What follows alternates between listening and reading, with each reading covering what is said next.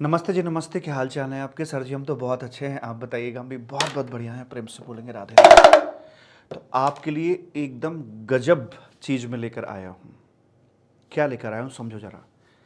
आपको जो मैंने सुपर 30 क्वेश्चंस दिए वो, इसके साथ साथ आपकी लेटेस्ट में 2-3 MTP, RTP, past examination questions and other questions, मैं जो आपके बड़े बड़े क्वेश्चंस हैं। अब जब एक बड़ा क्वेश्चन आता है तो उसमें सपोज करो 6 ट्रांजैक्शन दे रखी हैं, तो 6 की 6 ट्रांजैक्शंस आपकी ट्रिकी या टेक्निकल नहीं होंगी। एक या दो ट्रांजैक्शन थोड़ी आड़ी तिरछी सी रहती है, किसी में एक, किसी में दो, किसी में एक भी नहीं होती। तो मैंने क्या किया है कि क्वेश्चंस में से उन ट्रिकी ट्रांजैक्शंस को निकाला। फर्स्ट ऑफ ऑल मैंने सुपर 30 से निकाला कि आप इन इन एरियाज में इन ट्रांजैक्शंस पर मिस्टेक कर सकते हो। इस तरह से मैंने करीब 47 ट्रांजैक्शंस निकाली और उन ट्रांजैक्शन का सॉल्यूशन मैं यहां आपके लिए लेकर आया हूं। ठीक है। एंड अगर आप इसको कर लेते हैं तो आपके एग्जाम में गलती करने के चांसेस शायद बहुत कम होंगे या ना के बराबर होंगे।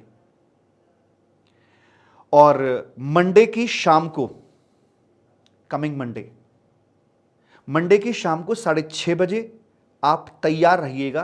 कुछ और धमाकेदार आपके लिए मैं लेकर आऊंगा।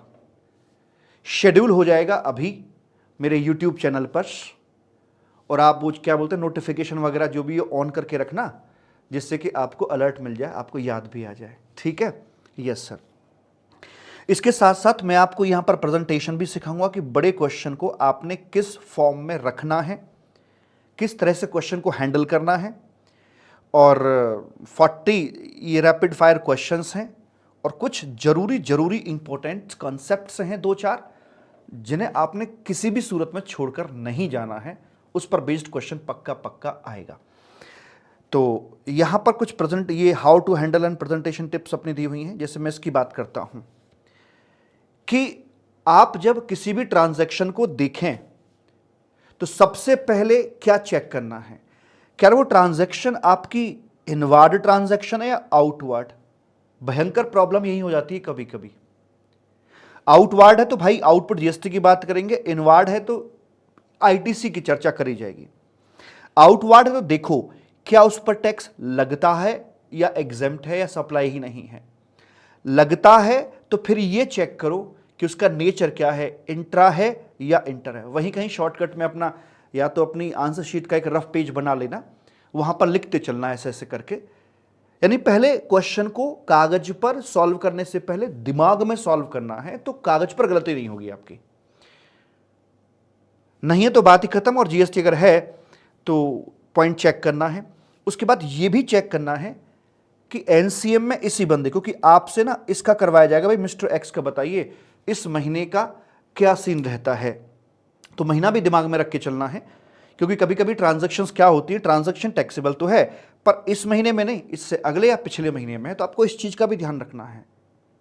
साथ में एनसीएम या आरसीएम, अगर आरसीएम है तो यहां से बाहर निकाल दीजिए, सामने वाला टैक्स भरेगा, आपको टैक्स भरने की जरूरत नहीं है। दूसरा, जब सप्लाई आपकी इनवार्ड होती है तो ठीक से चेक करना जीएसटी लगना है कि नहीं लगना। नहीं लगना तो बात वहीं दफन हो जाती है। और अगर लगना है तो एनसीएम या आरसीएम, एनसीएम में तो वही भरेगा, आरसीएम में तो आपको भरना है यहां पर आकर। और जब यहां पर आरसीएम में आपको भरना है, साथ में फिर यह भी चेक करना है कि आईटीसी मिलेगा या ब्लॉक्ड है। और मजे की बात है, जब ये आरसीएम आपका होता है तो इस वाले आरसीएम पर आपकी होती है डबल एंट्री। आपको ये कैश में पे भी करना होता है और आप इसका आईटीसी भी बुक कर रहे होते हैं। तो दिमाग में इस चीज का भी ध्यान रखना कि भाई साहब आरसीएम तो है ट्रांजैक्शन में, पर आउटवार्ड में आरसीएम है कि इनवार्ड में आरसीएम है। ऐसा मत करना कि आउटवार्ड का आरसीएम और टैक्स तुम भर रहे हो यहां पे लाके, ऐसे नहीं करना। आउटवार्ड का तो आपको कोई मतलब नहीं, सामने वाला भरेगा, एक्स को कोई मतलब नहीं है। इनवार्ड है तो आपको भरना है, डबल एंट्री करनी है। ठीक? Yes sir. ये यहां पर आ गया आपका प्रेजेंटेशन कि आपके जब बड़ा क्वेश्चन आएगा तो इस तरह से ये फॉर्मेट आपके बनते हैं। पहला पर्टिकुलर्स का आएगा, दूसरा वैल्यू का, फिर आईजीएसटी, सीजीएसटी, एसजीएसटी या यूटीजीएसटी। सीक्वेंस यही रखना, पहले आईजीएसटी रखना, फिर सीजीएसटी, फिर एसजीएसटी। जो भी ट्रांजैक्शन है आउटपुट लायबिलिटी की आपकी, उनको आप यहां पे रख दीजिएगा जो कि एनसीएम के अंदर टैक्सेबल होती हैं। और जो आपकी यहां पर आरसीएम के अंदर टैक्सेबल होती हैं उनका बाबू मेरे अलग से सीन सेट कर दिया जाता है। जनरली एक ही ट्रांजैक्शन आती है तो उसको अलग से स्टेटमेंट में डालने की जरूरत नहीं होती है। ठीक है जी। उसके बाद में आप इनपुट टैक्स लायबिलिटी स्टेटमेंट ये डालेंगे, यानी कि इसका मतलब आपकी जो आरसीएम की लायबिलिटी जो आपने भरना है, मतलब अगर मिस्टर एक्स की हम बात कर रहे हैं तो मिस्टर एक्स की आउटपुट लायबिलिटी ये रही और मिस्टर एक्स की इनपुट लायबिलिटी जो आरसीएम में इनवर्ट सप्लाई लिए हैं उनका। एक ट्रांजैक्शन हो तो ये स्टेटमेंट मत बनाना, दो या अधिक हो तो फिर बना लेना। इसको भी अलग अलग इसलिए किया है कि इसको पे ऑफ करने के लिए मैं आईटीसी का यूज कर पाऊंगा, लेकिन ये मुझे हमेशा कैश में ही पे करना होता है, इसलिए मैं दोनों को अलग अलग रखा है। ठीक है।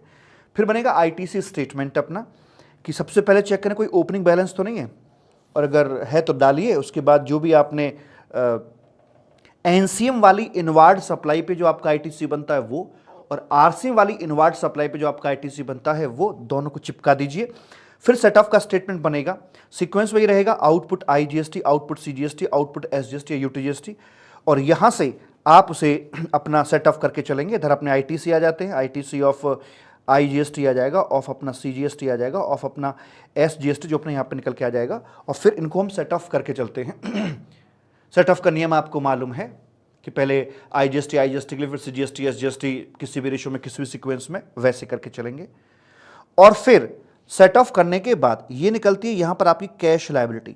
इस कैश लायबिलिटी के अंदर फाइनली आप अपनी आरसीएम की जो इनवर्ट सप्लाई की लायबिलिटी थी उसे यहां कर ऐड करेंगे आकर। तो आप चेक कर लीजिए, डबल एंट्री इस प्रकार से होती है। आरसीएम इनवर्ट वाले की, आउट वाले को ऐसी की तैसी में जान दो, भट्टी में जान दो। इनवर्ट सप्लाई पे जो आपका आरसीएम बनता है उसके लिए डबल एंट्री आईटीसी स्टेटमेंट में भी आएगा, और ये सेट ऑफ स्टेटमेंट में भी आपका रखवाया जाएगा। ठीक है जी। इस फॉर्मेट के अंदर आप अपना काम करके चलेंगे। अब हम शुरू करते हैं अपने कुछ ट्रिकी टिपिकल, जहां पर मुझे लगा ना कि बच्चा गलती कर सकता है, मैंने उसको यहां पे डाल दिया क्वेश्चन बनाकर। ऐसे ऐसे 47 क्वेश्चंस हैं। अगर आप इन 47 क्वेश्चंस को ठीक से कर लेते हो तो मान के चलना कि आपको सुपर 30 क्वेश्चन करने का सुख प्राप्त हो गया है। इस फॉर्मेट की प्रैक्टिस कराने के लिए मैं आपको 2-3 क्वेश्चन कराऊंगा बड़े बड़े, पर इस वीडियो में नहीं, अलग से एक वीडियो है आएगा इसमें, उसमें मैं करा के चलूंगा आपको। ठीक है। Yes sir. पहला क्वेश्चन फटाफट ध्यान दीजिएगा। वैल्यू ऑफ गुड्स 4 लाख रुपए की, 18% है। फ्रेट आपका 1 लाख रुपए का है, रेट 12% का था। सेपरेटली शॉन किया गया था इनवॉइस के अंदर। कॉन्ट्रैक्ट था, डिलीवरी देनी है बायर के डोर स्टेप पर जाकर। आपका जीएसटी अमाउंट यहां पर क्या रहेगा? ये जो कंसेप्ट है ना, कंपोजिट सप्लाई, मिक्स सप्लाई, दिखने में लल्लू सा लगता है, लेकिन आप देखेंगे हर बड़े क्वेश्चन में इसका इस्तेमाल किया जाता है। तो यहां पर आकर हमने बताया भैया ये तो उसका एसोसिएटेड एक्सपेंसेस है। भैया भले ही आपने इनवॉइस में सेपरेटली शो कर रखा हो, इसके बावजूद भी इसे क्लब किया जाएगा, और क्लब करके हम 18% की यहां पर बात करेंगे, और अपना जीएसटी जो है वो निकाल कर रखवा दिया जाएगा। क्योंकि जब हम अपना पढ़ते हैं सेक्शन नंबर 15, तो वहां पर जो मेन सप्लाई होती है उसके साथ में सब अपना ऐड कर देता है, और वैसे भी अपना ये कंपोजिट सप्लाई का हिस्सा बनता है, और इसमें जो भी आपकी प्रिंसिपल सप्लाई उसमें क्लासीफाई करके इकट्ठी वैल्यू पर कर देते हैं। भले ही ये आपको बहकाएगा यहाँ से, भले ही इनवॉइस में अलग अलग क्यों ना दिखा रखा हो, तब भी क्लब किया जाएगा। सर्विस ऑफ रिपेयरिंग थी 3 लाख रुपए की, 18% पे। पार्ट्स यूज किए गए 50,000 रुपए के। ऐसा अक्सर होता है जब हम अपनी कार को किसी सर्विस स्टेशन पर लेकर जाते हैं तो वहां पर इस प्रकार का बिल बन के आता है। पार्ट्स की वैल्यू अलग होती है और जो लेबर है उसका अलग होता है। तो यहां पर ऐसा कुछ क्लब करने की जरूरत होती नहीं है, और भले ही सेपरेटली इनवॉइस कर रखे हैं, ठीक है, तो इनको सेपरेटली इनवॉइस, दोनों की वैल्यू अलग अलग है यहां पर आकर, और दोनों को अलग अलग रेट पर जो बनता है उस प्रकार से इसको शो ऑफ किया जाएगा, because we have independent values दोनों की। और एक कंपोजिट सप्लाई का हिस्सा ये नहीं बनता, बिकॉज दोनों के दोनों आपकी इंडिपेंडेंट चीजें हैं। पार्ट्स भी बेचे जाते हैं और सर्विस भी अपनी अलग से दी जाती है। एसी की बात करते हैं। एसी 18,000 रुपए का है, स्टेबलाइजर 7,000 रुपए का था, कुल मिलाकर हुआ 25,000। दोनों के अलग अलग जीएसटी के रेट थे। कॉम्बो बना दिया गया और 20,000 रुपए में आफ्टर कॉम्बो डिस्काउंट लगाकर सिंगल प्राइस पर सप्लाई की जा रही है। यहां आपके पास ऑप्शन नहीं है इसको ब्रेक करने का। और वैसे भी आपकी ये मिक्स्ड सप्लाई है, बिकॉज दोनों के दोनों इंडिपेंडेंट चीजें हैं। ऐसा नहीं कि एक साथ दूसरे को इन कंजंक्शन करना ही पड़ेगा, नथिंग लाइक दैट। इसके चलते हुए यहां जो आपका जीएसटी का रेट आएगा वो हाईएस्ट रेट निकल के आएगा और उस हिसाब से इसका वैल्यूएशन कर दिया जाएगा। तो 20,000 का 18% कितना आया, ये आपका 3,600 निकल कर आ जाता है। ठीक है जी। Interstate transfer of goods to branch office, both places are under same registration. अगर दोनों प्रीमाइसेस सेम रजिस्ट्रेशन में हैं तो ये डीम डिस्टिंक्ट नहीं है। जब डीम डिस्टिंक्ट नहीं है, दोनों एक ही हैं, तो ऐसे में सप्लाई कॉन्स्टिट्यूट नहीं होती है और यहां जीएसटी अपना नहीं आएगा। पार्टनरशिप अगला है, intra state transfer of goods to additional place of business. What do you mean by additional place of business? देखिए, जब मान लीजिए मेरे पास यहां पर एक रजिस्ट्रेशन सर्टिफिकेट है और मेरे पास एक प्रीमाइसेस था, अब मैं एक और प्रीमाइसेस अपना ऐड कर रहा हूं और मैंने कोई नया रजिस्ट्रेशन ले लिया, इसी के अंदर से ऐड ऑन करा दिया मैंने। जब सेम आरसी के अंदर हम अपने किसी बिजनेस प्लेस को ऐड ऑन कराते हैं तो उसे कहा जाता है एडिशनल प्लेस ऑफ बिजनेस। यानी कि भले ही शब्द अलग कर दिए हों, लेकिन दोनों का मीनिंग यही है क्वेश्चंस का यहां पर, कि दोनों कॉमन आरसी कॉमन रजिस्ट्रेशन में आ रहे हैं। अतः यहां पर भी वो आपका अलग अलग नहीं है, एक ही है। No supply, no GST at all. Partnership for providing sponsorship service to XYZ limited for rupees इतना, और यानी कि पार्टनरशिप फर्म ने कंपनी को एक सर्विस दी है, तो इस केस में क्या किया जाएगा? इस क्वेश्चन को आप हटा दीजिए, ये थोड़ा सा अलग सीन इसका जा रहा है, इसको हटा देते हैं यहां से। उसके बाद में आता है आपका अगला 6वां क्वेश्चन आता है, ABC limited taken works contract services for repair and repairing के लिए, वर्क्स कॉन्ट्रैक्ट की सर्विस है, रिपेयरिंग के लिए ली गई है, और जो रिपेयर अमाउंट था वो डेबिट किया जाता है P&L में। मतलब आपका ये रिपेयरिंग प्योर रिपेयरिंग है, यानी कि आपका ये रेवेन्यू एक्सपेंडिचर हुआ था, या not debited in P&L but आपने उसे कैपिटलाइज कर दिया, यानी कि आपका ये कैपिटल एक्सपेंडिचर था। ऐसे में आपके क्रेडिट का क्या सीन रहेगा? टैक्सेबल तो दोनों ही सूरतों में है, लेकिन पहले में चूंकि रेवेन्यू एक्सपेंडिचर था, प्योर रिपेयरिंग के लिए था, तो इसमें आपको आईटीसी अलाउ हो जाएगा। दूसरे वाले केस में जब कैपेक्स कर दिया है तो वो कैपिटल एक्सपेंडिचर आपका बनता है और वहां पर उसका आईटीसी नहीं मिलेगा, क्योंकि सेक्शन 17 सबसेक्शन 5 के मुताबिक जो वर्क्स कॉन्ट्रैक्ट की सर्विस होती हैं इन जनरल उनका आईटीसी नहीं मिलता, सिर्फ आईआरएस को मिलता है। आईआरएस मतलब कैपिटल गुड्स का इंस्टॉलेशन वगैरह कराया गया हो या फिर सिमिलर या सेम सर्विस दी गई हो, और आईआरएस और आर मतलब रिपेयरिंग के लिए, repairing means repairing, revenue expenditure की बात वहां पर करता है। Supply of goods worth ₹35 lakh and also collect 60,000 from recipient with the name of municipal taxes. Recipient से ले रहा है तो आप यहां पर इसको ऐड करके चलेंगे, क्योंकि यहां पर जो म्युनिसिपल टैक्सेस के नाम पर वसूली की जा रही है ये आपकी as good as part of consideration है। दैट्स वाई इसको 35,60,000 प्लस की वैल्यू निकाली जाएगी। अगला question, supply of goods worth ₹2 lakh from Rajasthan to Rajasthan. Rajasthan से राजस्थान में सप्लाई हुई है on the instruction of ABC limited registered in Maharashtra. ABC limited Maharashtra ने राजस्थान के सेलर को बोला कि आप राजस्थान में दूसरी जगह गुड्स पहुंचाइए। इसका प्लेस ऑफ सप्लाई क्या होगा? इसे कैच करेगा आपका section 10(1)(b) of IGST act.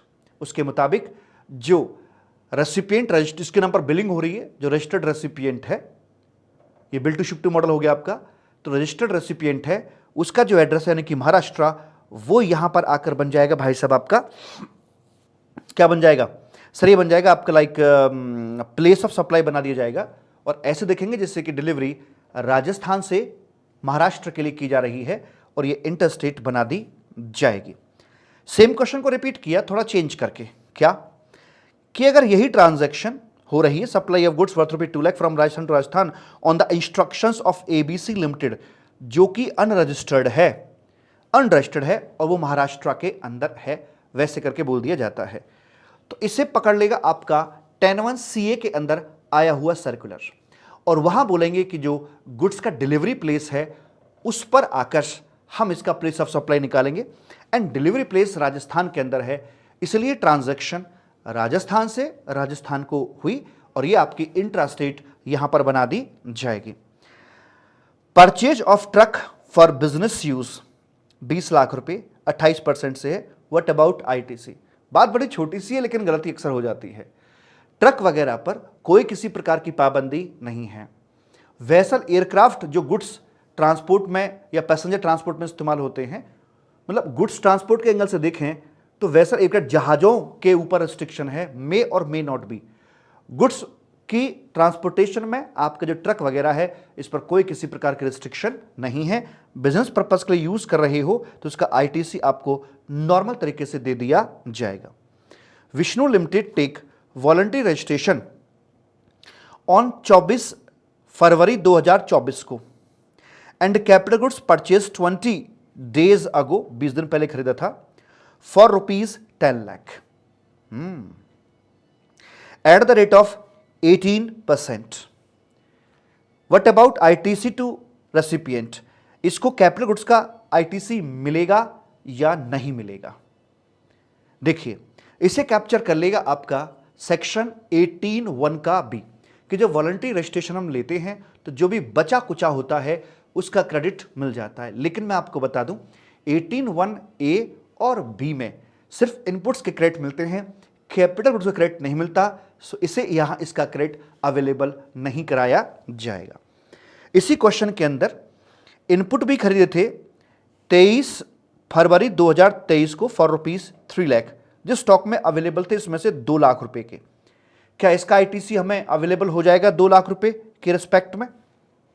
The answer is no. यहां पर भी आईटीसी अलाउ नहीं किया जाएगा, बिकॉज एक शर्त माना 18(1)A और बी में इनपुट का ही मिलता है, माना, लेकिन 18(2) के अंदर एक शर्त है कि जो बचा कुछ स्टॉक है ये खरीद आपकी 1 साल से ज्यादा पुरानी नहीं होनी चाहिए। आप इस समय खड़े हैं 24 फरवरी में और ये खरीदा था आपने बियॉन्ड 1 ईयर, तो इस ग्राउंड पर इसका आईटीसी अवेलेबल नहीं कराया जाएगा। राजू लिमिटेड है और कंसीडरेशन रिसीव करते हैं 2 लाख रुपए का for non performance of contract by Maya limited. क्या यहां पर जीएसटी आएगा? द आंसर इज नो, क्योंकि ये एक प्री प्लान्ड नेगेटिव एक्टिविटी नहीं है। प्री प्लान्ड डे वन पर जब कॉन्ट्रैक्ट किया जाता है किसी नेगेटिव के लिए, यानी कह के किया जाता है, वो सप्लाई बनता है और लाइबल टू जीएसटी होता है। आप कह सकते हो सर इस कॉन्ट्रैक्ट में भी तो लिखा होगा कि आज तो चलो हम पॉजिटिवली काम कर रहे हैं, आज तो यहां पॉजिटिव में काम कर रहे हैं, लेकिन अगर आपने बीच में कहीं ब्रेक किया तो आपको ये 2 लाख रुपए देने पड़ेंगे। तो ये डे 1 पर क्लियर था कि अगर नेगेटिव एक्ट किया तो ये करना पड़ेगा। जी नहीं, नेगेटिविटी हमें डे 1 पे चाहिए। आपका जो ये कॉन्ट्रैक्ट है, this contract was for positive work not for negative. वो तो एक्सीडेंटली बोल देता कि अगर ऐसा हो गया तो आपको देना पड़ेगा। ये सप्लाई नहीं है। सप्लाई वो बनेगा जब डे 1 पर कॉन्ट्रैक्ट ही नेगेटिव एक्ट के लिए हो रहा है, तो डे 1 पर क्या पोजीशन है उसके हिसाब से चीजों को सेट किया जाता है। यह घटना सप्लाई नहीं है और जीएसटी इसके ऊपर नहीं लगाया जाएगा।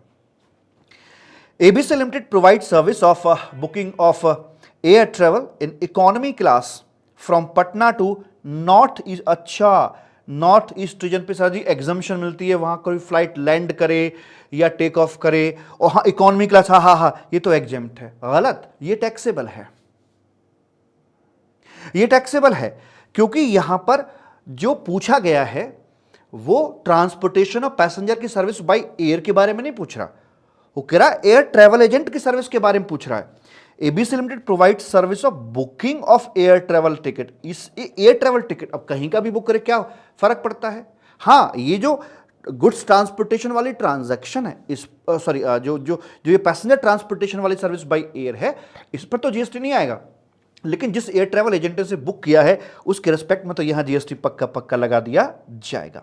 आगे बात करते हैं, परचेज गुड्स ऑन 15 मार्च 2023 को for ₹3 lakh and in January a debit note received for 25,000, 18% recipient in the month of February 2024। ITC मिलेगा? मिल जाएगा सर, मिलेगा नहीं मिलेगा? परचेज गुड्स किया है 15 मार्च 2023 को फॉर ₹3 लाख एंड इन जनवरी के अंदर एक डेबिट नोट हमें यहां पर मिलता है। जनवरी मतलब क्या हो गया? जनवरी 2024, ऑब्वियस सी बात है, यहां पर हो गया तो 18%। तो ITC recipient in the month of February 2024 allow होगा या नहीं होगा? यस सर, ये डेफिनेटली अलाउ हो जाएगा। अगर हम मेन इनवॉइस का फाइनेंशियल ईयर देखें तो वो 22-23 था। अगर उसके हिसाब से डेबिट नोट का लास्ट डेट देखी जाए तो वो बनेगी आपकी 30th नवंबर ऑफ 2023 और एनुअल रिटर्न की date whichever is earlier. लेकिन हम जब डेबिट नोट आता है तो उसकी लास्ट डेट इंडिपेंडेंटली देखकर चलते हैं, ना कि बेस्ड अपॉन मेन इनवॉइस। ये आपका जनवरी 2024 में आया है, यानी कि फाइनेंशियल ईयर 23-24 के अंदर ये आया है।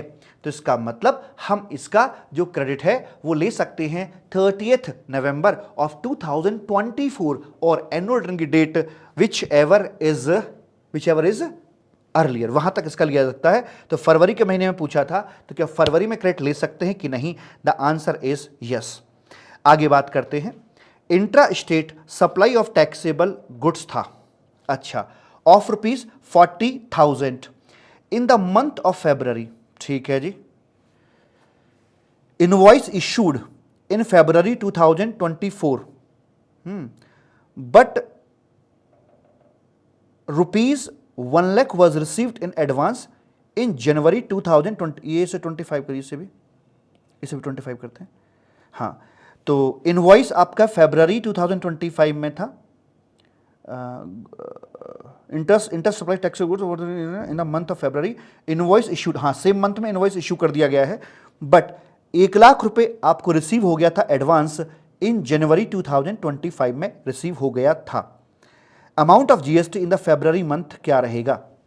फरवरी की ट्रांजैक्शन है 2025 की एंड उसी महीने में बिलिंग इसकी हो जाती है, बट इसके रिस्पेक्ट में लाख रुपए एडवांस में ऑलरेडी आ चुका था। तो जो लाख रुपए एडवांस जनवरी में आ गया होगा, क्या वो उस समय टैक्सेबल हुआ होगा? द आंसर इज नो, क्योंकि गुड्स का time of supply payment basis नहीं चलता है। आपकी फरवरी मंथ की लायबिलिटी पूरे के पूरे 4 लाख पर निकल कर आएगी। हाँ, अगर इसकी जगह मैं गुड्स की बजाय सर्विस कर देता हूं तो 1 लाख पर जीएसटी जनवरी में बन जाएगा और बचे हुए 3 लाख पे जो जीएसटी बनेगा वो आपका फरवरी मंथ के अंदर बना दिया जाएगा। आगे बोलते हैं, repairing services by way of pure labour services, अच्छा, मतलब ओनली सर्विस कंपोनेंट था, to a single residential unit used for the residence. इतना सुनते ही single residential unit use for residence तुम कहते हो एग्जेम्प्ट नहीं। इसका जो कंस्ट्रक्शन था, single residential unit use for the residence, अगर हम कंस्ट्रक्शन की बात करते हैं इसके लिए या रेंटिंग की बात करते हैं तो एग्जेम्प्ट है। रिपेयरिंग एग्जेम्प्ट नहीं था, रिपेयरिंग पूरी तरह से यहां पर टैक्सेबल कर दिया जाएगा। बड़ी छोटी छोटी सी बातें होती हैं जहां आपको फंसा ले जाता है, ध्यान कहीं और भटकाएगा, कर कुछ और कांड देगा। Neelkanth private limited received service of GTA, जो कि 12% से टैक्सेबल है। अगर 12% से टैक्सेबल है तो इसका मतलब यहां पर केस में ऑब्वियस सी बात है एनसीएम लग रहा होगा, यानी जीटीए ही टैक्स भरेगा। हु इज लायबल टू पे जीएसटी, एनसीएम लगेगा, नीलकंठ को ही भरना पड़ेगा। नहीं, नीलकंठ रिसीव, अच्छा रिसीव किया ना इसने, तो नीलकंठ नहीं भरेगा इसमें, नीलकंठ नहीं, बल्कि इसमें भरेगा आपका जो जीटीए है, जीटीए दैट इज जो सप्लायर है वही यहां पर अपना जीएसटी भर के चलेगा। ओके सर जी, कल का पूरा दिन लगाया इसमें, पूरा दिन, सुबह 10 बजे से लेकर रात के करीब करीब 8:30-9 बजे तक का इन क्वेश्चंस को तैयार कर, ढूंढने, छांटने, निकालने, लिखने जी। उसके बाद security services for ₹15,000 provided to school for outdoor picnic. पता है एजुकेशन इंस्टीट्यूट में स्कूल को अगर टीसीएस की सर्विस दी जाती है, ट्रांसपोर्टेशन की, केटरिंग की और सिक्योरिटी हाउस कीपिंग की, तो वो एग्जेम्प्ट होती है। पर भूलना नहीं, सिक्योरिटी इंडोर की बात कर रहा था, यहां चुपके से वर्ड डाल दिया आउटडोर, ये आपका नॉर्मल तरीके से टैक्सेबल कर दिया जाएगा। अगला क्वेश्चन, परचेस कर रहे हैं goods of ₹7 lakh, out of which goods value ₹2 lakh purchased from composite dealer. तो जो कंपोजिट डीलर से लिया है और 1 लाख रुपए का गुड्स हमने अनरजिस्टर्ड सप्लायर से लिया है, जीएसटी के रेट 18% और 1% था। अमाउंट ऑफ जीएसटी कितना बनेगा और कितने का आपको आईटीसी यहां पर मिल जाएगा। तो जहां तक सवाल है कि आपके इनवर्ट सप्लाई पे जीएसटी का सीन क्या रहेगा, तो देखिए इस पर तो बिल में लग के आएगा, पूरा का पूरा 72,000 लग के आएगा। लेकिन ये जो 1% है ये वेंडर देगा, आपके ऊपर इसका लोड नहीं आएगा, क्योंकि कंपोजिट डीलर को 1% आपसे चार्ज करने का बिल्कुल भी राइट नहीं होता, बिल ऑफ सप्लाई आपको वो देगा। और तीसरी घटना तो भाई साहब ये आपकी अनरजिस्टर्ड पर्सन है ना, ये अनरजिस्टर्ड, तो वो घटना आपकी यहां पर आकर ना जीएसटी के दायरे में नहीं आती है जी, उस पर, क्योंकि वो गेट नंबर 4 से बाहर हो जाएगा, बंदा टैक्सेबल पर्सन ही नहीं है, तो वहां पर आकर भाई हम जीएसटी की बात कतई भी नहीं कर सकते हैं। जहां तक सवाल है रेसिपिएंट के आईटीसी का, तो जो 72,000 है ये तो बिल में लगकर यहां पर लोड पड़ा है, इसका तो मुझे आईटीसी मिल जाएगा। जो 1% उसने अपनी पॉकेट से भर दिया, ये लोड मेरे ऊपर शिफ्ट हुआ ही नहीं है, इसलिए मुझे इसका आईटीसी नहीं मिलेगा। और तीसरे वाले केस के अंदर जीएसटी चार्ज ही नहीं था ट्रांजैक्शन के अंदर, तो आईटीसी का सवाल ही पैदा नहीं होता है। आगे है goods purchased value ₹7 lakh and out of 3 bills 1 bill is missing having CGST 18,000 rupees. अरे सर इसमें क्या है, तो बड़ा आसान है, तो बताओ ना फिर कितना आएगा। अरे सर ये निकाल देंगे, देखो 7 लाख, इसमें क्या है 7 लाख इंटू 0.18, ये आ गया एक 26, एक 18 का मिसिंग था, लो जी आईटी से मिल जाएगा 1,08,000 का। गलत जवाब है, वही तो मैं कह रहा हूं, जल्दबाजी मत करो, भागो मत इतनी तेज, आराम से ठहर के। क्या बोल रहा है ये कह रहा है सीजीएसटी 18,000 था। अब सीजीएसटी के भाई एसजीएसटी है, अकेला सीजीएसटी तो कभी नहीं आ सकता ना उसके अंदर। तो क्या है, आपका टोटल टैक्स इन्वॉल्व बनता था 1,26,000, जब सीजीएसटी इतना है तो उतना ही एसजीएसटी भी होगा श्योरली। तो इस तरह से आपके पास 36,000 के बिल नहीं है, आपको आईटीसी मिलेगा मात्र 90,000 रुपए का। प्रेम से बोलेंगे Radhe Radhe. One invoice dated 20 January of preceding financial year found in October of current financial year. अच्छा, जनवरी का अक्टूबर मिला है, having GST amount 50,000, annual return is filed on, sir कब तक इसका आईटीसी मिल सकता है। देखो 20 जनवरी में था ना, तो ये फाइनेंशियल ईयर रहा होगा सर, यहाँ पे ये फाइनेंशियल खत्म हुआ सर, तो ये सर 30 नवंबर 30 नवंबर तक आईटीसी मिल सकता है। अच्छा चलो, तो ये अक्टूबर मिल गया है, क्या आईटीसी मिल जाएगा? हाँ जी मिल जाएगा, पर ठहरो, नहीं मिलेगा। क्यों नहीं मिलेगा? बोल रहा है annual return is filed on 15 September of current financial year. अब क्या है, इतना चीटिंग और करेगा आपके साथ में कि ये डेट साथ में नहीं देगा, इस ट्रांजैक्शन की डेट आगे पीछे घुमा फिरा के रखी होगी, बॉटम में दे रखी होगी, नीचे इधर, मतलब आपका ध्यान इस पर ना जाए और आपके दिमाग में 30 नवंबर रह जाए, बोले अक्टूबर में आईटीसी नहीं मिलेगा। विच एवर इज अर्लियर, 15 सितंबर लास्ट डेट बन जाती है, अक्टूबर में आईटीसी आपको मिलने वाला नहीं है।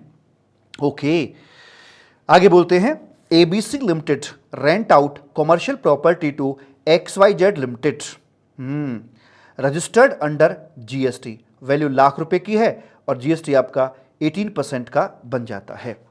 अच्छा जी, तो बताएं जरा, ABC limited rent out commercial property to XYZ limited, registered under GST है, तो ये ट्रांजैक्शन रही आपकी B2B ट्रांजैक्शन रही। नॉर्मली आपका ध्यान इस तरह की ट्रांजैक्शन में नहीं जाता है और आप सप्लायर के एंड पर ही भाई साहब जीएसटी निकाल के आ जाते हो। ये एक ऐसी सर्विस है आरसीएम की जिस पर ध्यान नहीं जाता है। सप्लायर के एंड पर लायबिलिटी निल आएगी, क्योंकि रेंटिंग ऑफ प्रॉपर्टी के अंदर अगर ट्रांजैक्शन, चाहे प्रॉपर्टी जोन सी मर्जी हो, रेजिडेंशियल हो, कमर्शियल हो, गवर्नमेंट ने दी हो, एस्थेसिस ने दी हो, व्हाटएवर द केस, अगर रेंटिंग की जो ऑफ प्रॉपर्टी की जो ट्रांजैक्शन है अगर वो B2B आ रही है तो ऑलवेज आरसीएम अपना लगाया जाता है। ओके सर जी। और अगर B2C ट्रांजैक्शन है तो रेजिडेंशियल वाली तो आउट हो जाएगी, कमर्शियल वाली यहां पर टैक्सेबल कैटेगरी के अंदर अपनी आ जाती है। तो ये B2B आपकी ट्रांजैक्शन इसमें रही थी। जिसके चलते रेसिपिएंट को यहां जीएसटी भरना पड़ेगा और वो अपना क्रेडिट भी इसमें ले सकता है। अगला, service provide by hotel as short term accommodation in Punjab to a registered person located in Delhi, nature of supply क्या रहेगा? इन जनरल दिमाग काम करता है, रेसिपिएंट आपका दिल्ली का है तो भैया इंटरस्टेट बना दो, नहीं।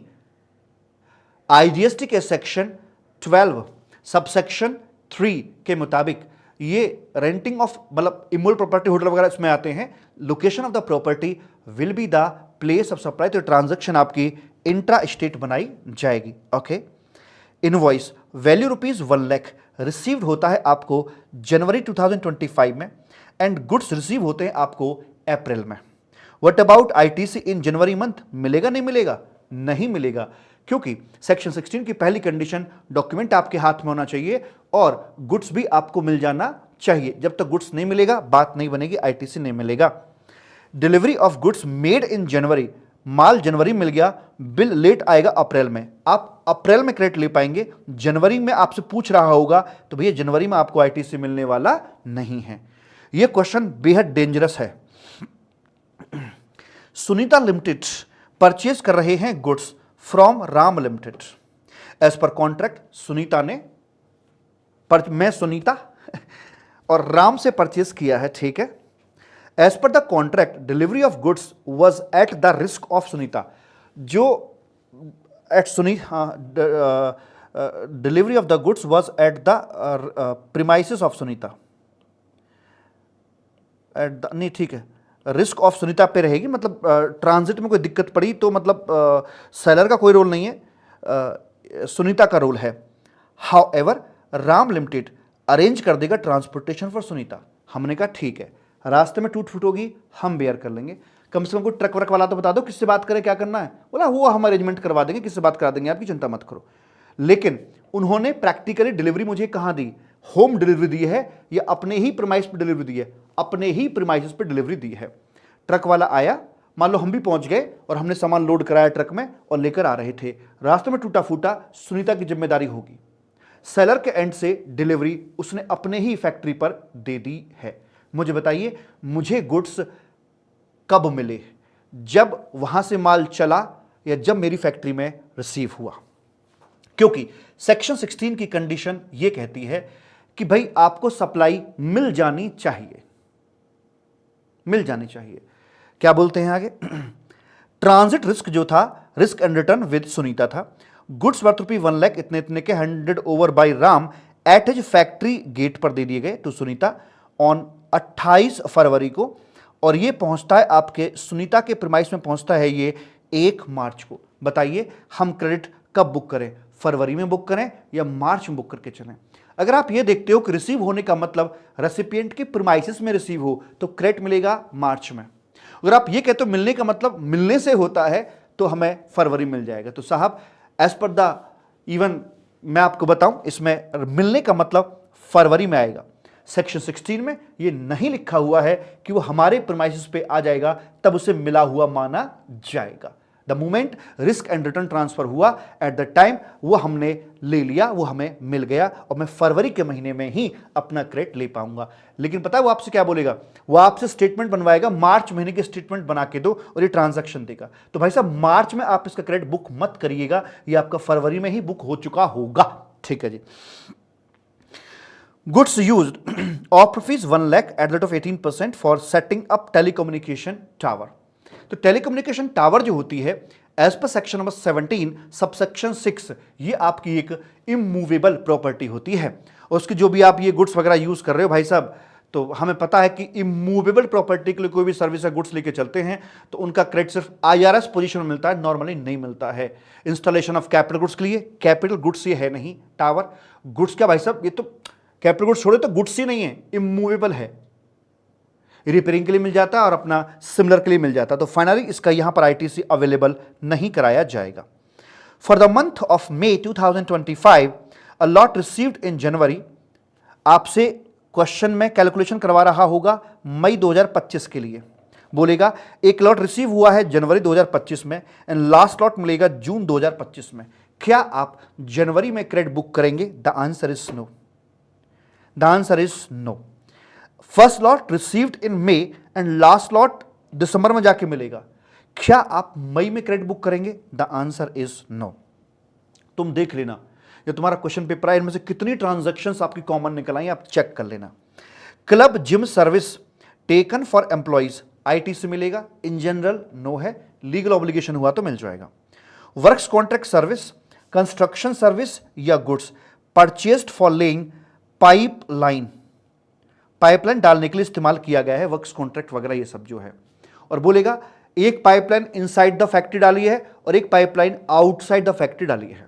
जो पाइपलाइन इनसाइड द फैक्ट्री है आपकी, वो तो आपकी कैपिटल गुड्स में काउंट हो जाती है, उसके संबंध में तो आईटीसी आपको मिल जाएगा। लेकिन जो पाइपलाइन आपकी फैक्ट्री के बाहर पड़ी हुई है, that is not your capital goods, वो इमूवेबल प्रॉपर्टी की तरह ट्रीट किया जाता है, अकॉर्डिंगली उसके रिस्पेक्ट में आपको आईटीसी नहीं दिया जाएगा।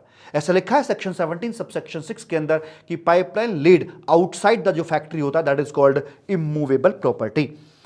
अगला आता है साहब, goods purchased and received of rupees 2 lakh 18%, but GST amount not reflected in GST are to be, मतलब गुड्स परचेज किया, इनवॉइस भी है, गुड्स आ गया, इनवॉइस सब कुछ आपके पास, लेकिन टू बी में नहीं दिख रहा है।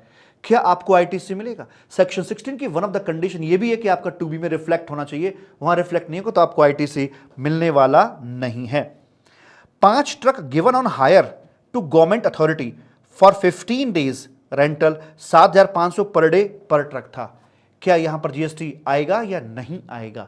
बच्चा कंफ्यूज हो जाता है। ध्यान दीजिए, हम हायरिंग ऑफ ट्रक्स वगैरह की जो बात करते हैं, अगर वो दिया जाता है एक जीटीए को, क्या रे, जीटीए को, तो ही एग्जम्पशन मिलती है। किसी और को दिया जाएगा, एग्जम्पशन फॉल नहीं करेगा, उस पर टैक्स लगा दिया जाएगा। लेकिन जीटीए को अगर दे दिया गया है तो भैया फिर वो अपना एग्जम्प्ट यहां पर कर दिया जाएगा। सिमिलरली बस या मिनी बस किसी स्टेट ट्रांसपोर्ट अंडरटेकिंग को देते हो, एसटीयू को देते हो, तो वो आपकी एग्जेम्प्ट रहेगी। अदरवाइज अगर मान लीजिए यहां पर मैं बस दे दूं भाई ऐसे करके, तो वहां पर भी बात नहीं करी जाएगी। हाउएवर बसेस का सवाल है, ई बस अगर म्युनिसिपैलिटी को देते हैं, समझ रहे हो, यहां पर अगर ये बस लिखा होता कि बस दी है म्युनिसिपैलिटी को, ई बस दी है म्युनिसिपैलिटी को, तो एग्जेम्प्ट हो जाती। इसने दोनों में से मिक्स निकाला, ट्रक लिया और रेसिपिएंट वो दे दिया आपका बस वाला, तो भाई ये ट्रांजैक्शन आपकी यहां पर टैक्सेबल कर दी जाएगी। आगे चलिए, sale of goods on 6th June, payment to be made within 30 days, otherwise, ये भी आपको बहुत डेंजरस क्वेश्चन है, आप आते हुए भी गलत कराएंगे इसको। हाँ, एक तो महा डेंजरस है, महा डेंजरस।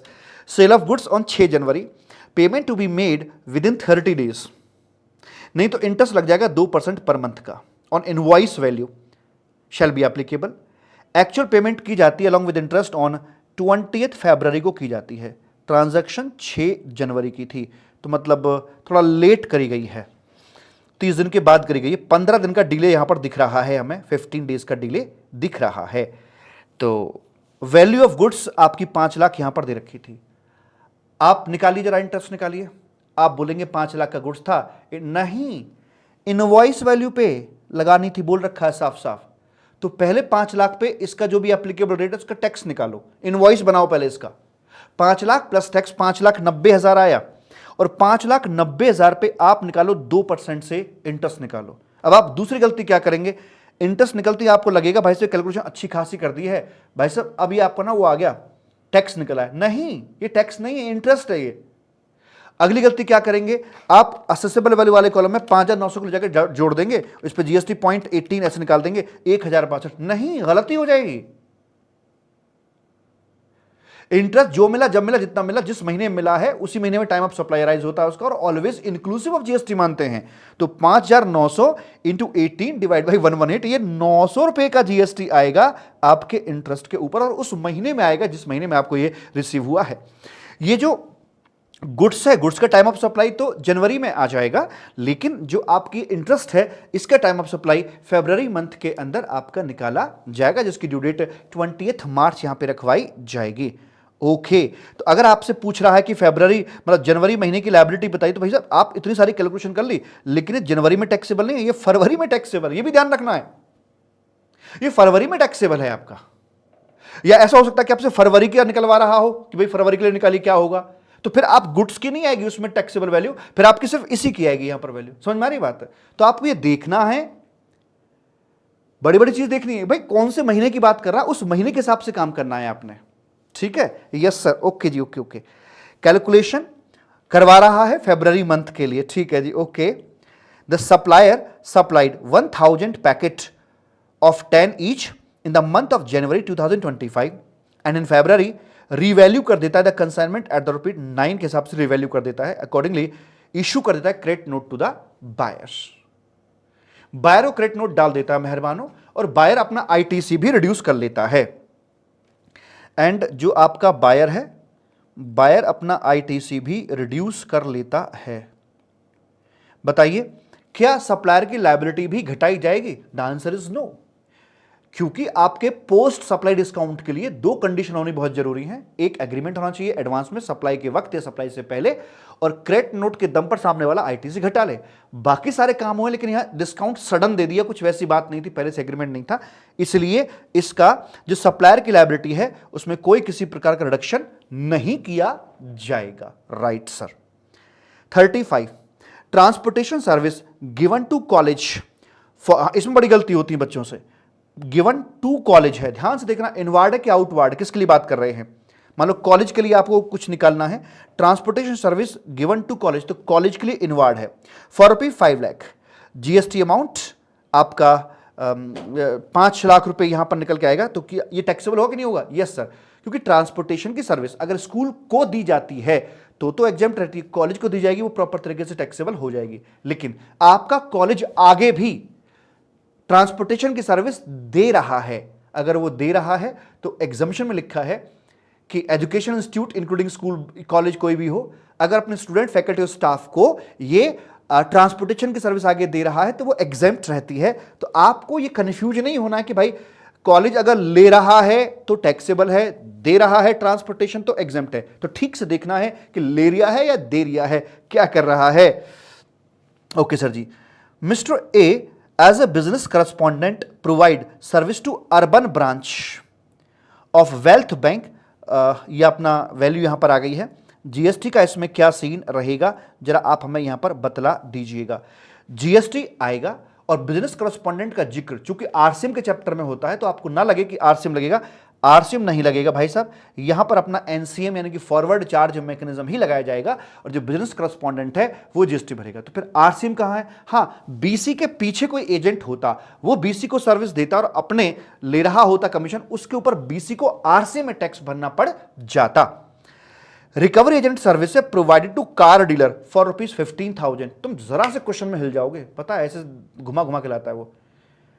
भाई साहब बताइए क्या रहेगा? अमाउंट ऑफ जैसे टैक्सेबल तो है सर, हमें पता है, जैसे इंश्योरेंस एजेंट आरसीएम में फॉल करता है, रिकवरी एजेंट भी आरसीएम फॉल करता है, लेकिन रिकवरी एजेंट आरसीएम फॉल करता है, लेकिन अगर उसकी सर्विस किसी बैंक, फाइनेंशियल इंस्टीट्यूशन वगैरह को दी जाए, अगर बैंक या फाइनेंशियल इंस्टीट्यूशन को दी जाएंगी तो भैया आरसीएम लगेगा, बैंक को टैक्स भरना पड़ेगा। लेकिन इन्होंने सर्विस दी अपनी एक कार डीलर को यहां पर दी है तो अपना टैक्सेबल होगा, और जो फॉरवर्ड चार्ज मैकेनिज्म है, जो अपना रिकवरी एजेंट है, इसी को यहां पर जीएसटी का पेमेंट करना पड़ेगा। अच्छा जी, उसके बाद में इंपोर्ट ऑफ सर्विस कर रहे हैं दोस्त से for business purpose for free, free है, बिजनेस पर्पस के लिए है, दोस्त से है, मार्केट वैल्यू 1 लाख दे रखी है। जीएसटी अमाउंट क्या निकल के आएगा? सप्लाई ही नहीं है भाई साहब, जीएसटी अमाउंट का छोड़ो। क्यों? क्योंकि जब हम इंपोर्ट ऑफ सर्विस फ्री वाली देखते हैं तो उसमें क्या लिखा है? रिलेटेड पार्टी से हो, बिजनेस के लिए हो, फ्री में हो, दो कंडीशन सेटिस्फाइड है, लेकिन it is not taken from the related party, that's why ये आपका यहां पर आकर सप्लाई नहीं बनेगी। अगर आरपी से होता तो सप्लाई बनती, सारे काम होते यहां पर आकर, लेकिन ये आपकी सप्लाई यहां पर नहीं बनती है। तो कहने का मतलब ये, आप ध्यान से गौर कीजिएगा, आपको हर एक क्वेश्चन का सोल्यूशन बनाने से पहले उसके पीछे का लॉ रिकॉल करना होगा दिमाग में। पहले लॉ रिकॉल करना होगा, उसके बाद में फिर आपको सॉल्यूशन बनाना होगा। ऐसे ही कागज पर लिखते समय भी पहले लॉ रिकॉल कीजिए क्या है, उसके बाद सॉल्यूशन, मतलब रेलेवेंट प्रोविजन लिखना है पहले, उसके बाद उसका कंक्लूजन लिखना होता है। 40 service by way of training by mister X from Delhi to ABC limited for 5 lakh registered in Goa and service provided in UP. तो बंदा जो है सप्लायर दिल्ली का है, सर्विस यूपी में दे रहा है, और जिसको दे रहा है वो बंदा रजिस्टर्ड इन गोवा है, अपने एम्प्लॉयज के लिए कंपनी ने करवाया होगा। तो इसमें बताइए क्या निकल के आएगा? सर ये B2B ट्रांजैक्शन है और इस ट्रांजैक्शन के अंदर जो रेसिपिएंट की लोकेशन होगी गोवा, वो इसका प्लेस ऑफ सप्लाई यहां पर बना दी जाएगी। ओके, सर्विस फिर वही क्वेश्चन है, लेकिन इस बार जो एबीसी लिमिटेड तो है, लेकिन इस बार एबीसी लिमिटेड रजिस्टर्ड नहीं, अनरजिस्टर्ड है। अनरजिस्टर्ड होते ही अब ये B2C ट्रांजैक्शन बन गई और जहां पर अब सर्विस आपकी एक्चुअली परफॉर्म की जा रही है वो इसका प्लेस ऑफ सप्लाई बनेगा, यानी कि यूपी इसका प्लेस ऑफ सप्लाई बना दिया जाएगा। ऐसे करके मालिक बोल दिया जाता है। प्रेम से बोलेंगे राधे राधे। आगे है amount paid to IIM for 15 days management training to 10 managers for ₹5 lakh and after completion certificate भी दिया जाता है IIM के द्वारा। टैक्सेबल की एग्जेम्प्ट? साहब ये टैक्सेबल है, ये शॉर्ट टर्म जो कोर्स 10-15 के जो कोर्सेज हैं ये आपके टैक्सेबल रहते हैं और ये टैक्सेबल रहेगा और प्रॉपर तरीके से GST अपना निकाला जाएगा। एक और खतरनाक, 3 क्वेश्चन बड़े ही डेंजरस थे एंड सबसे महा डेंजरस आपका ये ट्रांजैक्शन है। क्या बोलता है? Craft model limited registered in Patna Bihar is engaged in various type of supply, it is not engaged in renting of car. अच्छा, इस कार का बिजनेस इसका नहीं है। The company provide the following details for the month of January 2025। कौन सा महीना? जनवरी, ध्यान रखना। ड्यूरिंग द कोर्स, ये कार बिजनेस में नहीं है और जनवरी के लिए पूछ रहा है। During the course of arrangement and filling documents the accountant of the Craft Model Limited observed that an invoice of ₹30,000 exclusive tax dated 2 December 2023 was omitted to be recorded in the books of account and no payment was made। और इसके against कोई payment वगैरह, invoice ही खो गया, payment भी नहीं हुई। The same by the end of the January तक का ये सीन रहा। This invoice was issued by mister Rahu Ketu of Patna from whom craft model had taken car rental services, invoice included cost of fuel.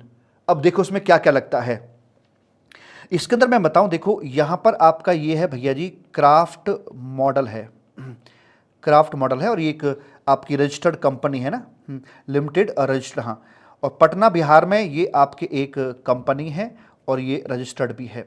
इन्होंने किसी राहु केतु आदमी से ये रेंटिंग ऑफ कार की सर्विस इन्होंने यहां पर ली है, रेंटिंग कार की सर्विस ली है। साथ में इसका जो रेट भी खोल रखा है, रेट मैं आपको बता दूं, रेट खोल रखा है इसका 5% का रेट इसके ऊपर लगता है। ठीक है जी, कोई बात नहीं, चलो रेट ना भी दे रखा हो तब भी ऐसे की तैसे में जान दो, हमें क्या मतलब है। तो यहां पर आकर देखिए, रेंटिंग ऑफ मोटर व्हीकल की सर्विस दी गई है। सबसे पहली बात बताऊं, ये ट्रांजैक्शन टैक्सेबल है या एग्जम्प्टेड है? सर एग्जाम्शन में तो कहीं ऐसी बात नहीं आती है, तो मतलब इस ट्रांजैक्शन के ऊपर GST पक्का पक्का लगाया जाएगा, पहली बात। दूसरी बात, NCM में आएगा या RCM में आएगा? सर देखो कुछ बच्चे तो ये पहला पॉइंट, कुछ बच्चे यहां पर गलती करेंगे कि टैक्सेबल है कि नहीं है। दूसरा, कुछ बच्चे यहां पर गलती करेंगे NCM में कि RCM में।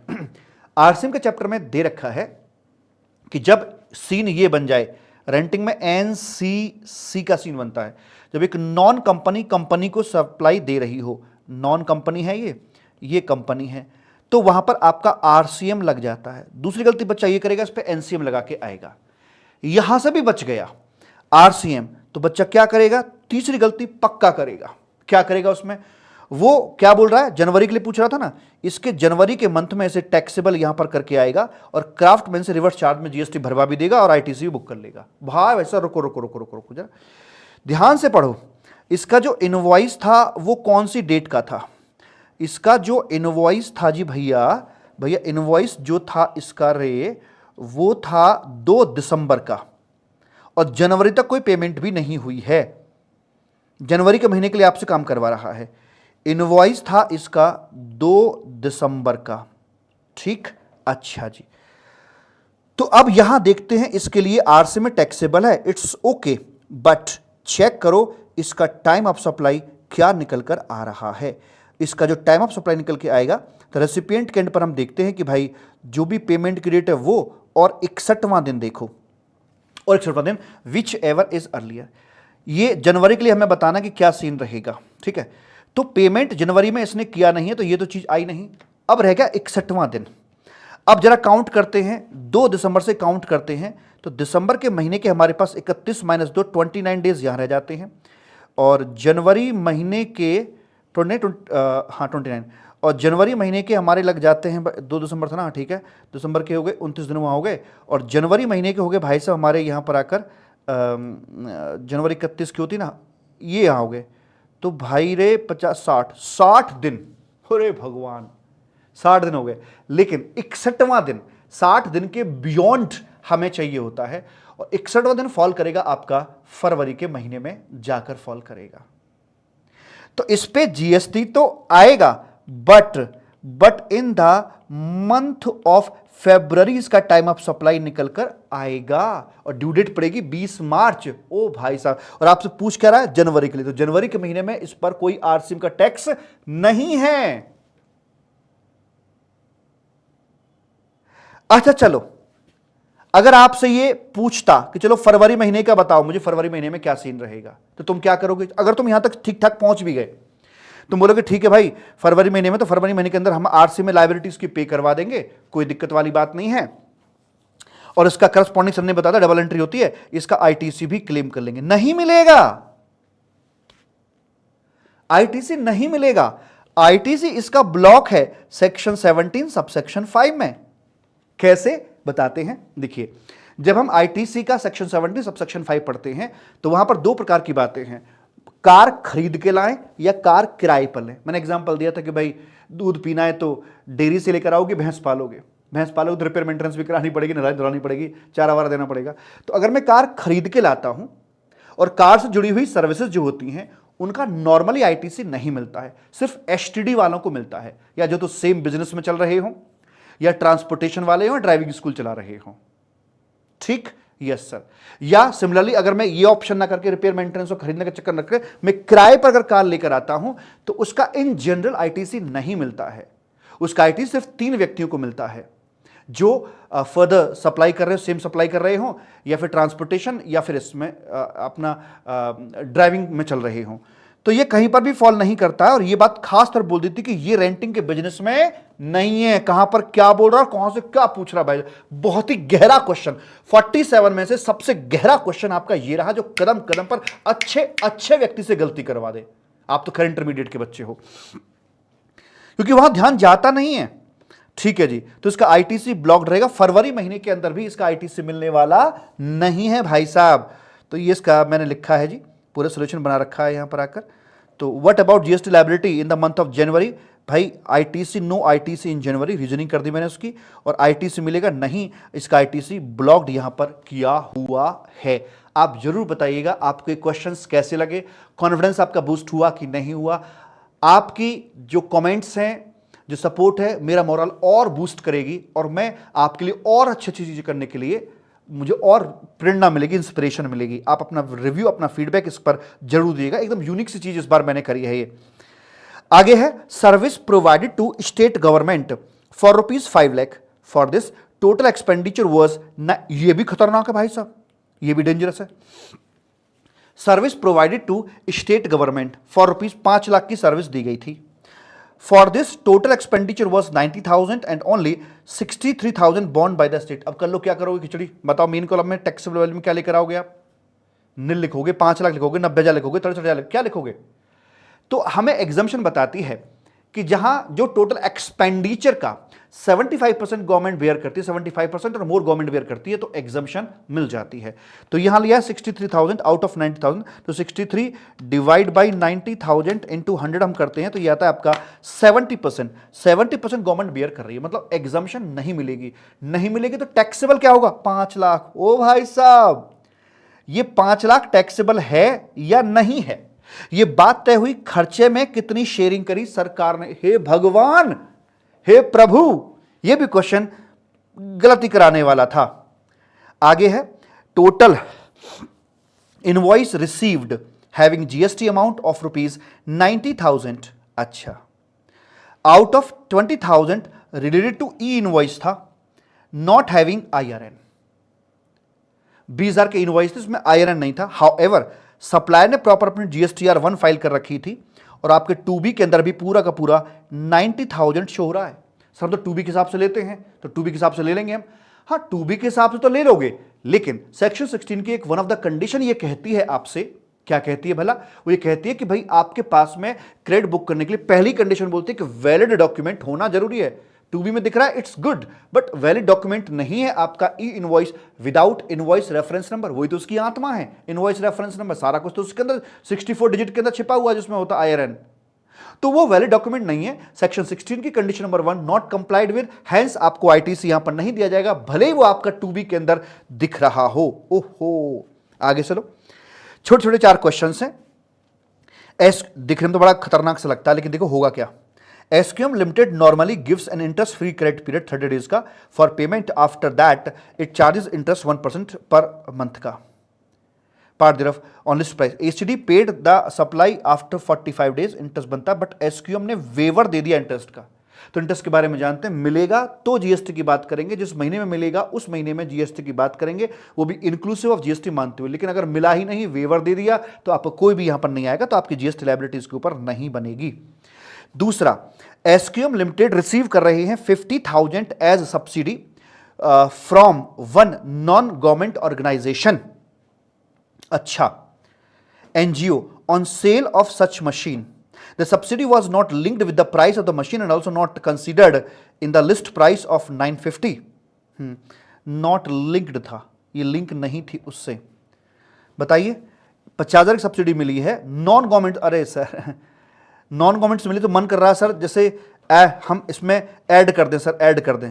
वो लिंक भी नहीं है सर, तो ऐड करने का मन कर रहा है। लेकिन सुनो ना, and also not considered in price, वो उसका इफेक्ट अभी घटाया नहीं है, वो ऑलरेडी जुड़ी हुई है। तो आपने यहां पर कुछ भी नहीं करना, पूरा का पूरा 950 का 950 रहेगा, कोई प्लस नहीं कोई माइनस नहीं। Third, ACD limited deducted discount of 15,000 at the time of final payment which was not as per the agreement. ये आपका पोस्ट सप्लाई डिस्काउंट है, और ये एग्रीमेंट पहले से था नहीं, इसका भी कुछ नहीं होगा, ना प्लस ना माइनस, कुछ नहीं। इसका ऐसे मानो जैसे है ही नहीं ट्रांजैक्शन के अंदर। SQM कलेक्ट करते हैं 9,500 TCS का under the provision of income tax act. तो क्या ये जुड़ेगा? नहीं, ये TCS इंटरम लेवीज होती हैं, इसको टैक्स का करेक्टरिस्टिक नहीं मिलता है, इसलिए हम इसे अदर टैक्स की डेफिनेशन में काउंट नहीं कर सकते। दैट्स वाई ये ऐड नहीं किया जाएगा। It is stated in section number 15। आखिरी क्वेश्चन आपका, Comfortable Private Limited is registered under GST in the state of Odisha. It is engaged in the business of manufacturing of iron and steel. It has received engineering services from Hi-Fi Infotech Limited 11 lakh की। 11 लाख की service इन्होंने यहाँ पर मालिक ली है जी। Okay sir जी, excluding GST 18% की यहाँ पर बात करी। 28 अक्टूबर को, खबर है 28 अक्टूबर को ऐसा हुआ है। Invoice for the service rendered was issued on 5th of November को, यहां पर इनवॉइस इशू कर दिया जाता है। Okay, comfortable private limited made part payment of 4/20 on 30th November. Okay, being unhappy with the service of, ये payment किया यहां पर आकर नवंबर के महीने में। Unhappy provide by the Hi-Fi Infotech private limited, it did not make the balance payment, deficiency in service rendered was made good by इतना इतना। कुछ कमी आई, उन्होंने बैलेंस पेमेंट रोक लिया, उन्होंने कमी को 15 अप्रैल को अगले साल ठीक कर दिया, एंड 6 जुलाई को उन्होंने बैलेंस पेमेंट कर दी है। तो पार्ट पेमेंट 30 नवंबर को हुई है, और यहाँ 6 जुलाई को आकर भाई साहब इन्होंने बैलेंस पेमेंट कर दी है। तो कितनी कहाँ पे पेमेंट करी गई होगी जरा एक बार चेक करें।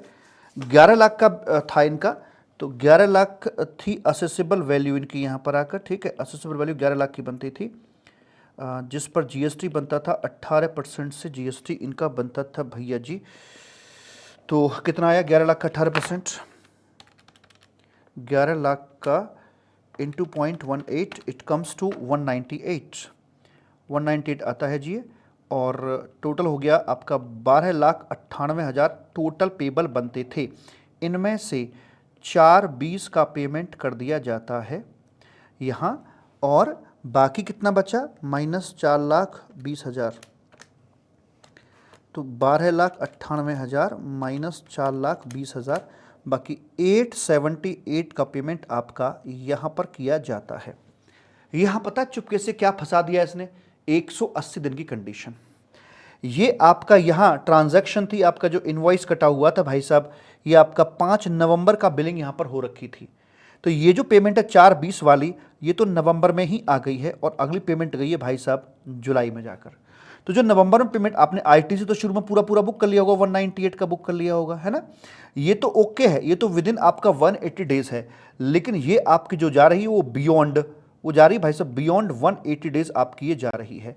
तो बीच में क्या करना पड़ेगा आपको, 181वें दिन देख लेना काउंट कर कहां फॉल करता है, 181वें दिन आपको प्रपोर्शनेट रिवर्सल करना पड़ेगा। जितनी पेमेंट आ गई सो बहुत अच्छी बात है, जो नहीं आई तो पेमेंट कितनी नहीं आई थी आपकी, सर पेमेंट नहीं आई थी 878 की पेमेंट नहीं आई, जिसमें जीएसटी कितना छिपा हुआ था, जीएसटी 18/118 इनवॉइस वैल्यू ना ये, तो 878 डिवाइड बाई 118 इंटू 18 करेंगे इसमें हम, तो भैया जी ये आएगा आपका 133,932 अपना ये निकल कर यहां पर आ जाता है।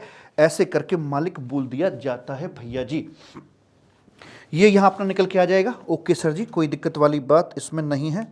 एंड इतने का आपको 181वें दिन, आपको 181वें दिन इसका रिवर्सल करना पड़ेगा। और फिर आपको चूंकि जुलाई में पेमेंट कर दिया गया है तो इक्वल अमाउंट 133,932 का आप जुलाई के महीने में जाकर इसे रीअवेल भी कर पाएंगे। तो ऐसे करके 180 दिन वाली जो कंडीशन है उसका आपने ध्यान यहां पर रखना पड़ेगा, पक्का पक्का क्वेश्चन फंसाएगा उस पर बेस्ड होकर। तो ये थे आपके 47 क्वेश्चंस। आई होप कि जरूर आपको इनसे बेनिफिट मिला होगा। कम समय के अंदर मैंने सारा पेन खींच दिया, MTP RTP past exam question सबका पेन निकाल के बाहर रख दिया आपके लिए। अब आपके गलती करने के चांसेस शायद ना के बराबर होंगे। आपको क्या नहीं भूलना है, वैल्यूएशन चैप्टर में सब्सिडी वाला डायग्राम आपको नहीं भूलना है कि वैल्यू अगर 10,000 की बनती है और 10,000 ग्रॉस है या नेट दिया हो, सबसे पहले ये चेक करो आप। 1,000 रुपए की सब्सिडी की बात थी वहां पर आकर, सब्सिडी बाई गवर्नमेंट है, सब्सिडी टू सप्लायर है और यूनिट लिंक्ड है तो एक्सक्लूडेबल रहती है। एक्सक्लूडेबल तो है लेकिन जो दी हुई वैल्यू वो ग्रॉस है तो कोई बात नहीं, घटा दो, घटा दिया। दूसरा, अगर मान लीजिए अदरवाइज होता, ये तीनों कंडीशन सेटिस्फाई नहीं होती तो आपकी एक्सक्लूडेबल नहीं होती। नहीं होती मतलब जुड़ी रहेगी, हाँ जुड़ी रहेगी, घटेगी नहीं। तो जो है सो वैल्यू पहले ही ग्रॉस दे रखी है, उस ग्रॉस वैल्यू को जो का त्यों रख दीजिए। अगर वैल्यू आपको नेट दे रखी है, तीनों कंडीशन सेटिस्फाइड है तो आपकी जो सब्सिडी वो एक्सक्लूडेबल यहां पर रहती है। ठीक है जी, एक्सक्लूडेबल रहती है सर जी हमारी यहां पर आकर ये। एंड तो आप पहले से घटी हुई है नेट वैल्यू है तो आपको कुछ भी करने की जरूरत नहीं, जो है सो उठा के यहां पर उसे रख दीजिएगा। और अगले वाले केस के अंदर तो आपकी जो सब्सिडी वो एक्सक्लूडेबल नहीं रहेगी, नहीं रहेगी तो भैया नेट दर की घटा रखा है तो वापस इसको एड बैक यहां पर हम कर देंगे। आरसीएम चैप्टर के अंदर आपको ये नहीं भूलना है, ये गलती होने वाले चांसेस हैं। Renting, renting of property, renting of any property, residential हो कमर्शियल हो, चाहे से गवर्नमेंट दे रही हो चाहे नॉन गवर्नमेंट दे रही हो, परेशान मत होना। अगर B2B है तो ऑलवेज आरसीएम आएगा। और जब आरसीएम लगा तो टाइम ऑफ सप्लाई को भी एक बार दिमाग में क्लिक कर लेना कि सब कुछ ओके है कि नहीं उसके हिसाब से। और renting of email property B2C है तो रेजिडेंशियल तो मौज करो और बाकी तो अपना एनसीएम में टैक्सेबल कर दिया जाएगा। अदर गवर्नमेंट सर्विस की बात करें तो most of the government service supply नहीं है या एग्जेम्प्ट है। और अगर पीवीटीआर पोस्ट ऑफिस की सर्विसेज, वेसल एयरक्राफ्ट संबंधी वाली, और टी फॉर अपनी जो ट्रांसपोर्टेशन की है और रेलवे की, ये आपकी जीएसटी इनके ऊपर आएगा, ऑलवेज आएगा। हालांकि रेलवे की कुछ सर्विसेज को निकाल रखा है, अलग कर रखा, प्लेटफॉर्म वाली सर्विस वगैरह है। और पोस्ट ऑफिस में जो बेसिक इनलैंड लेटर कार्ड है और जो आपका लाइक पोस्ट कार्ड वाली उसको बेसिक वाली है उनको एग्जेम्प्ट यहां पर कर रखा है। बाकी जो गवर्नमेंट सर्विस है अगर B2B है, ध्यान रखना, ये बात ध्यान रखना, इससे आप भूलोगे। जो नॉर्मली बेसिक गवर्नमेंट सर्विसेज हैं B2B ट्रांजैक्शन में फॉल करती है तो उस पर आरसीएम लगाया जाता है। आप यहां गलती करोगे, लिखवा के ले लो मुझसे, ध्यान रखना। आईटीसी चैप्टर के अंदर आपको ध्यान रखना है क्या सीन, ये सप्लायर होता है, यहां पर आपका रेसिपिएंट होता है तो एक, और यहां पर अपनी सरकार होती है तो एक लिंक बनता है यहां से यहां, इनके बीच में बनता है और एक लिंक इन दोनों के बीच में बनता है। तो ये क्या effect of non payment by supplier, अगर ये जीएसटी का पेमेंट सरकार को ना दे तो क्या होगा, और अगर ये बिल पेमेंट इसको ना करे तो क्या करवाया जाएगा। अगर देखो इसने मान लीजिए जीएसटी R1 भर दिया, 2B में सामने वाले को दिख गया, 2B के आधार पे क्रेडिट बुक कर लेगा, सारी चीजें ओके हैं। लेकिन अगर ये जीएसटी का पेमेंट नहीं करता है अगले साल के 30 सितंबर तक तो इसे यहां से अपने रिवर्सल करने पड़ जाएंगे और 2 महीने का समय मिलेगा, 30 नवंबर तक का समय इसको दिया जाएगा अगले साल के में कि भाई आपस में बिना इंटरेस्ट के पे कर दिए, 30 नवंबर तक पे नहीं किया तो फिर ब्याज के साथ पे करना पड़ेगा। लेकिन बाद में अगर ये पैसा अपना भर देता है तो वैसे वाले केस के अंदर यहां पर रीअवेल भी कर पाएगा। स्टेप वाइज सारा लिखा है। कंडीशन ऑफ 180 डेज, बाकी आपको ध्यान तो रहेगा कि कहां पर क्या करना, लेकिन ये ध्यान रखना कि ये कंडीशन आरसीएम वाले केस पर एप्लीकेबल नहीं होती है। आरसीएम का केस बनाएगा और इस तरह की 180 दिन वाली बातों को फंसाएगा और आपको गुमराह करने की कोशिश करेगा। मत होना। 180 दिन की कंडीशन आरसीएम केस पर एप्लीकेबल नहीं होती, फ्री सप्लाई जो होती है उन पर एप्लीकेबल नहीं होती। क्वेश्चन यहां से बनेगा, यहां से आप ध्यान लगाते हो पढ़ने में इसका, लेकिन क्वेश्चन बनाएगा वो आपका यहां से आके बनाएगा। ठीक है जी, इसका ध्यान रखना है। एंड मेरी तरफ से बहुत बहुत शुभकामनाएं। Wish you all the very best for the examination. And मैं आपको अभी जो मैंने शुरू में फॉर्मेट आपको बताया था ना, उस फॉर्मेट पर बेस्ड कुछ क्वेश्चंस की, बड़े बड़े क्वेश्चंस की प्रैक्टिस भी कराऊंगा ताकि आपका हाथ और उसमें साफ हो जाए और आप अच्छे से एग्जाम में परफॉर्म करके आ सके। तो इस वीडियो के पे कमेंट आपका मुझे जरूर चाहिए, अधिक से अधिक मात्रा में शेयर करना है। चैनल पे नए हो तो अभी के अभी सब्सक्राइब करो और वो घंटी वाला बटन वो भी बजा दो, और 4-5 काम जितने भी होते हैं सारे काम आपको अभी करने हैं। ठीक है, तो यही होगी गुरु दक्षिणा इस वीडियो की। बहुत बहुत धन्यवाद। आपके कमेंट्स में जरूर पढ़ूंगा क्या लिख रहे हैं आप इसमें। ठीक है, thank you so much. Bye, tata and love you बहुत सारा।